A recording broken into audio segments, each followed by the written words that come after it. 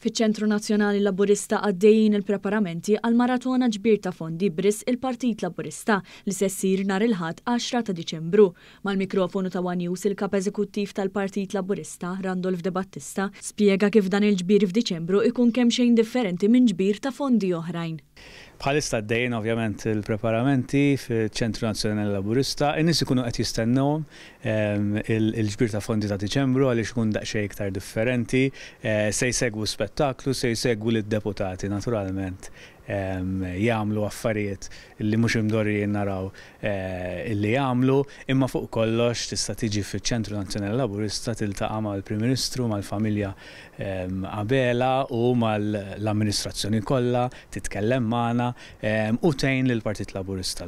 Huwa fakkar kif il-Partit Laburista huwa bbażat fuq il-volontarjat u għalhekk appella għad-donazzjonijiet. Il-Partit Laburista huwa bbażat fuq il-volontarjat u fuq id-donazzjonijiet tan-nies u il-flus li jinġabru jiena dejjem nenfasizza biex immexxu baqa' lill-finanzi tal-partit ħaddieħor jippontifika ħafna fuq kif għandha titmexxa l-politika u għandu rapporti finanzjarji li laqqas biss ippubblikhom jikser il-liġi aħna min-naħa tagħna dejjem trasparenti u mmexxu dejjem baqal.